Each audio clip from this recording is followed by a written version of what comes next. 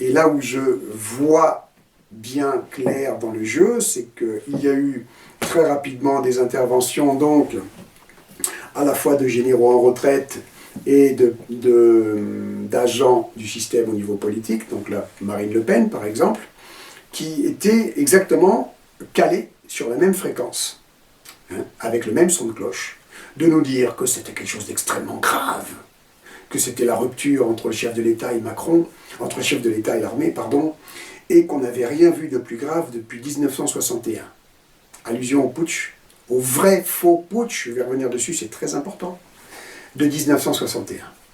Il s'était engagé, le président de la République, à changer cela. Il a trahi cette promesse. Cette trahison est grave et elle a de graves répercussions. Emmanuel Macron a suscité une crise qui est une crise extrêmement sérieuse. Et il faut bien le dire, qu'on n'avait pas vu depuis des décennies dans notre République. Alors bien sûr, nombreuses réactions. On va écouter d'abord celle du général Vincent Desportes, ancien général de division de l'armée de terre française. Il est très remonté et parle de crise institutionnelle. On l'écoute, il était interrogé par Jamel Mazi tout à l'heure. Nous sommes devant une crise extrêmement grave. Il faut se rappeler qu'il n'y a pas eu de tension politico-militaire à ce niveau depuis le 21 avril 1961, il y a plus d'un demi-siècle. C'était le putsch des généraux d'Alger. Voilà. Et là, on comprend, la lecture au deuxième degré, qu'on est en train de préparer l'opinion publique à l'arrivée d'un putsch, et que l'opinion publique est en train, attend en haleine cet événement libérateur de la France. On va nous libérer du Macron. J'ai relevé un autre détail qui est... j'ai pas réagi tout de suite. Il a été rapporté, donc, de cette entrevue en huis clos, hein, de cette commission parlementaire en huis clos, que le De Villiers, il a dit « je vais pas me faire baiser comme ça ». Et bien cette phrase, elle a résonné un petit peu dans ma tête, et après j'ai compris ce que ça voulait dire. « Je vais pas me faire baiser comme ça », ça veut dire « c'est une affaire personnelle ». Et ça va avoir des suites. Et c'est quoi les suites? Parce qu'il est évident qu'il n'a pas le dernier mot, l'autre c'est le chef. Hein, le Macron c'est le chef. Et lui dit, je ne vais pas me faire baiser comme ça. Mais il sait très bien, De Villiers, forcément, comme les autres, même les autres généraux déjà en retraite avant lui, qui sont en train de faire de la com avec le plan, avec leur idéologie de désislamisation, il sait très bien ce à quoi il participe, et qu'il est, je ne sais pas à quel niveau après, il est acteur du putsch, mais là en tout cas, c'est lui qui nous l'amène. Lui le sait. Je ne vais pas me faire baiser, ça veut dire on ne va pas en rester là, ça veut dire je vais lui rentrer dans la gueule plus tard. Donc, coup monté de A à Z, ça a permis de mettre en scène la démission du général De Villiers, puisque c'est un peu ce que je reprochais à un autre général de retraite en 2015. Je disais, bon, c'est facile de venir ramener sa fraise quand on a assis toute sa carrière sur de la haute trahison envers le peuple français et envers la nation de France, et qu'on revient après, une fois qu'on a bien la retraite consommée, pour prétendre être un rebelle. Là, tiens, c'est marrant, on nous met en scène la démission en direct, comme s'il s'agissait d'un fait d'armes, hein, d'un coup d'éclat de ce général De Villiers. Mise en scène. Si, moi, à sa place, ce qui est totalement impossible, bien sûr, parce que déjà, vous l'avez compris, je ne peux pas être à la place d'un traître à la nation qui a fait sa carrière en participant au complot contre la nation. Moi, j'ai démissionné de ma carrière de sous-officier dès que j'ai compris dans quoi j'étais mêlé, dans quoi j'étais trempé. Bon. Mais imaginons que je suis un demeuré mental, je n'ai rien compris à l'instrumentalisation de l'armée par Gladio et par le réseau occulte qu'il y a au-dessus des chefs d'État. J'ai rien compris à tout ça, j'ai participé toute ma vie, j'arrive vraiment en fin de carrière. J'ai un contentieux avec le nouveau chef d'État qui me sort complètement par le nez en raison de son profil et de ses aspirations donc de Jupiter qui vient hein, vous avez compris. Je vais démissionner, mais j'attends par contre, je suis très délicat par contre, hein, j'attends que j'ai rendu mon dernier service, donc mon dernier service au chef d'État en question, me mettre à côté de lui, avec mon air bien pincé, au garde à vous lors du défilé du 14 juillet. Là encore, c'est une fausse note. Si réellement il y avait eu un clash Comme le dit la presse, donc, une quinzaine de jours plus tard, si vraiment ça avait été un divorce consommé, eh bien, c'est le 14 juillet, évidemment, que j'aurais fait ma révérence. Vous imaginez quel coup d'éclat, quel coup dans la gueule ça aurait été.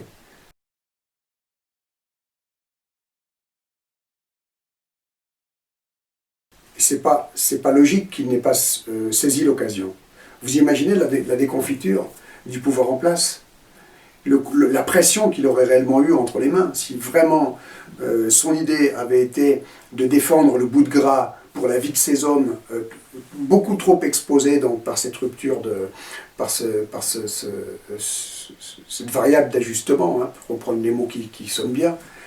Le coup de grâce que ça aurait été, le levier de pression que ça aurait été de dire ben moi je vous pète entre les pattes le jour du 14 juillet. Vous aurez vu le Macron tout seul là sur son char et sans personne derrière lui. Hein. Ça aurait été bien. Et là, ça aurait vraiment créé un incident fort. Mais ça n'était pas le but du jeu. Le but du jeu n'était pas de faire tomber la République, le but du jeu n'était pas d'arracher vraiment les masques aux uns aux autres, le but du jeu était d'une mise en scène pour que le général de Villiers, qui en fin de compte pour moi est un collabo carriériste comme les autres, un serviteur non seulement de l'État mais des forces occultes en question, eh bien puisse apparaître comme un rebelle, comme un nouvel impétrant de cette grande farce qu'est la dissidence, par exemple. Parce que j'ai vu quelques réactions de gens faisant soi-disant partie plus ou moins de la dissidence ou de la cyber-résistance, hein, qui répètent les termes de la Marine Le Pen, que c'est un grand serviteur de l'État qui a été déshonoré par Macron. Non, c'est un grand serviteur de l'État, c'est un grand serviteur du pouvoir Illuminati, ce général de Villiers. Comme les autres, comme, à mon avis, comme toute la bande de généraux, qu'ils soient en retraite ou qu'ils soient d'actifs. Je veux bien croire que après la Seconde Guerre mondiale, on a eu des généraux qui vraiment étaient des héros et des gens intègres, type par exemple le général Massu. Mais ces temps-là sont révolus. Ces temps-là sont révolus parce que le système de cooptation par les sociétés secrètes telles que la franc-maçonnerie, le Rose-Croix, l'Ordre de Malte, s'est largement développé pour assurer que ça ne soit que des agents de ce pouvoir occulte qui viennent prendre place au niveau des élites. Vous comprenez? Donc quand on parle des généraux, que ce soit des généraux en retraite ou des généraux d'actifs, il faut bien comprendre que nous parlons d'une élite. Il faut bien comprendre que cette élite, donc, n'est pas propre, que nous avons affaire à des vendus. Ils ont beau avoir des costumes très bien taillés, une bonne tête avec des beaux sourires et des bons discours, c'est exactement la même chose qu'au niveau de la politique. Nous avons la même chose en couleur.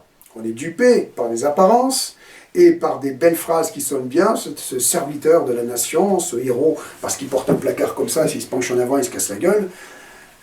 Oui, ben c'est comme les plus hautes distinctions de l'armée américaine. Vous savez, il y en a une, c'est carrément le pentagramme inversé. Je crois que c'est de l'ordre du mérite, je ne sais plus quelle décoration américaine. Pour vous dire que c'est un peu comme la Légion d'honneur aussi. Les plus hautes distinctions sont maintenant attribué aux pires saloperies, aux pires crapules. Hein. Donc moi, cette histoire de généraux rebelles qui se réunissent et qui se mettent en ordre, qui se mettent en marche pour venir sauver la France, je n'y crois absolument pas. Déjà parce que vous allez m'expliquer comment est-ce qu'ils peuvent être aussi demeurés. Oui, je reviens sur l'histoire de la désislamisation de la France. Je vais revenir dessus, je vais la répéter si on a un peu de temps. On prend par exemple l'autre, là, je n'ai pas son nom en tête, c'est pas grave, on mettra j'aimerais qu'on mette quelques extraits de ce discours de ce gars, et puis aussi de l'abbé qui l'accompagne, quand il parle de la désislamisation de la France. Eh bien, quand il vous explique qu'il faut donc fermer les mosquées salafistes, interdire le port du voile, le port de la burqa, qu'il faut faire la chasse aux sorcières à tous ceux qui sont en situation irrégulière, etc., ce que je disais tout à l'heure, je vous expliquais que ça, c'est très exactement ce qui va tout faire péter. Et un enfant de 10 ans le comprendrait. C'est-à-dire que vous expliquez à un enfant de 10 ans, voilà, tu sais mon petit, on est tous assis sur un terrain miné. Ce sont des charges qui sont mises en chaîne pyrotechnique, avec des capteurs de mouvement, des capteurs de mouvement d'air, etc., de vibrations. Donc, tu pètes un peu trop fort et ça explose. Hein? Un enfant de 10 ans comprend. L'enfant de 10 ans, il ne va pas vous dire « Ah, ok, comment je vais faire ?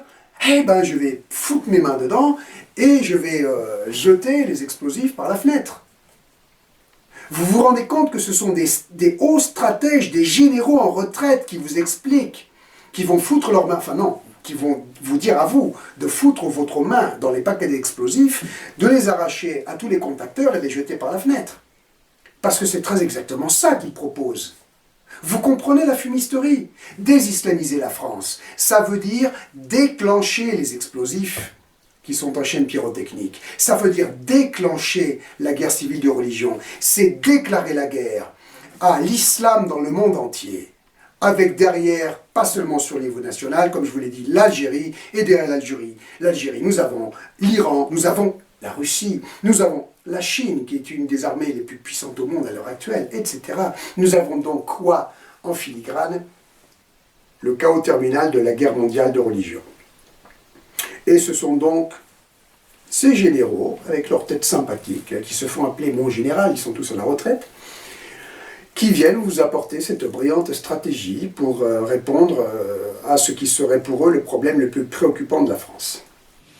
Ce combat que nous voulons mener doit reposer sur des arguments concrets et compréhensibles pour aboutir à des propositions de solutions réalisables, parce que c'est ça le fond du problème, parce qu'elles sont indispensables et pour que les citoyens y adhèrent massivement et finissent par manifester ce qui doit être une conviction.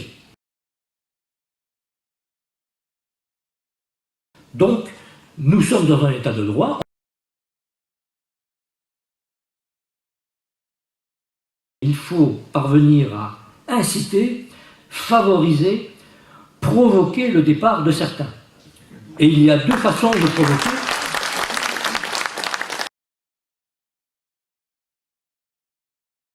L'interdiction de l'abattage rituel des animaux.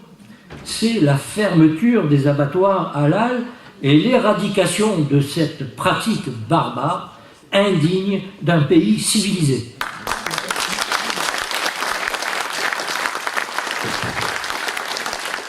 C'est la fermeture de toutes les mosquées salafistes et de leurs écoles coraniques, où on enseigne dès le plus jeune âge la haine des non-musulmans. C'est également l'interdiction du port d'accoutrements vestimentaires qui sont marqués de façon ostentatoire pour afficher sa différence et son appartenance à l'islam. Et là, je parle de la burqa, je parle du kami, je parle du voile. Je suis désolé.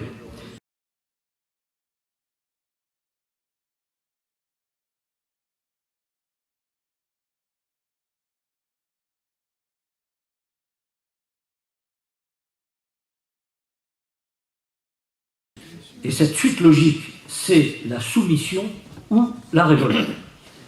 Nous n'y sommes encore pas, mais nous en prenons tout de même le chemin.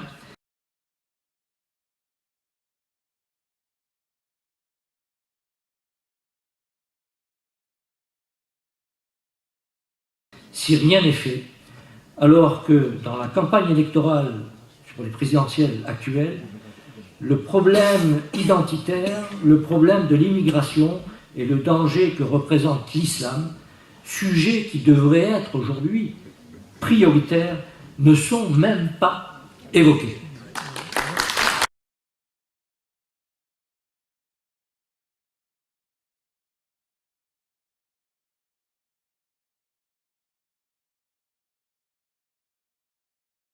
Au bout du compte, qu'est-ce qui est remis en cause? C'est tout simplement la légitimité de l'État et donc la France telle que nous la connaissons. Et plus on attend, plus ce sera difficile. Merci. Et il faudra choisir la soumission ou la révolte. Pour ma part, j'ai donné ma réponse à l'ancien Premier ministre. Je ne me soumettrai jamais. Mon prochain essai dont vous avez là la couverture, qui sera disponible à partir de la semaine prochaine, que j'ai intitulée, avec une certaine provocation, « Quand la grande muette prendra la parole ».